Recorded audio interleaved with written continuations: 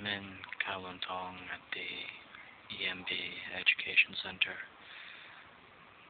attending a professional development seminar concerning the NSS. And right now, while the lecture is going on in the hall, I'm outside and looking at some of the projects that some of the pilot schools have been conducting. And I noticed that all of these projects that have been done by these pilot schools, they've all been successful. It seems like there's been no failure at all.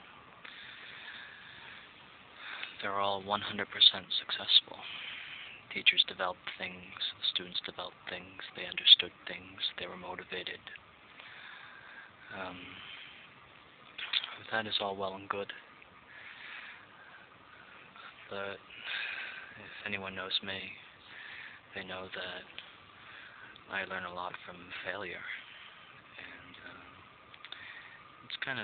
it's one thing I'd really like to know about with regard to all of these new pilot schemes regarding the NSS. I want to know about failure, not just difficulties encountered, but complete failures where things that have been planned do not go according to plan. They do not go according to plan in a very unpleasant and unexpected way, because that happens a lot in my teaching and learning, and I think that would be a valuable experience to share. As you can see, they're only showing us the good things, and that's great. I enjoy all of these pictures and the works of the best students. These are all products from the best students in the class. Not all of my students can do this. Maybe some of my kids can. So obviously, when presenting these projects, you present the best products. But again, I'd like to see the worst products too, because you can learn a lot. In fact, I feel like you can learn a lot more about students and their needs in checking the worst products than displaying the best products. Again, as you can see, everything has been successful. Students have increased knowledge, and teachers understand things as well. So, in viewing these projects from these schools that are taking part in the pilot NSS studies, you get a very skewed picture. You see the best projects.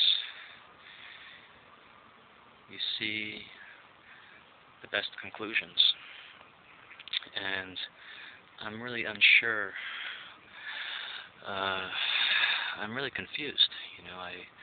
I don't necessarily know what this implies. Does this mean that we should just copy these schools? For certainly we can, because there's so much PowerPoint and paperwork that it's easy just to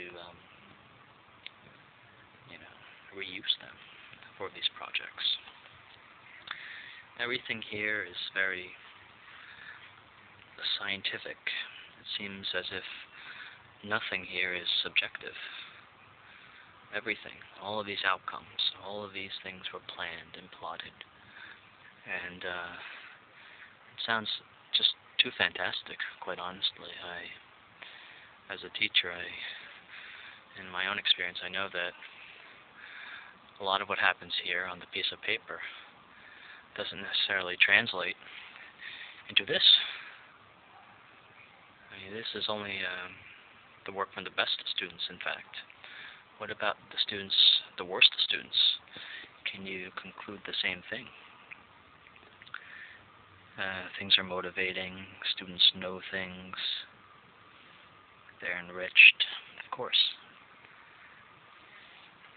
So, again, I want to know more about failure. I want to know more about what these guys are thinking.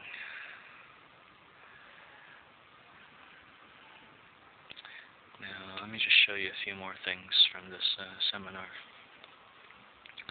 Like I mentioned before, there's a lot of, it's not too difficult to actually copy their success, because their success is all on paper.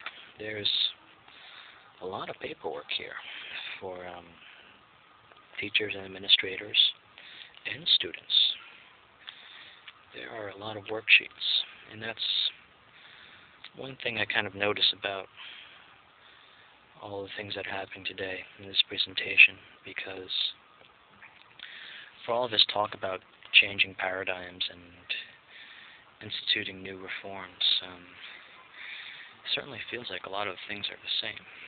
That is, in many of the videos, the teachers are still standing in front of a classroom, and they're talking from an elaborate PowerPoint that took who knows how long to make, and they're still, using tons of PowerPoints and tons of worksheets. So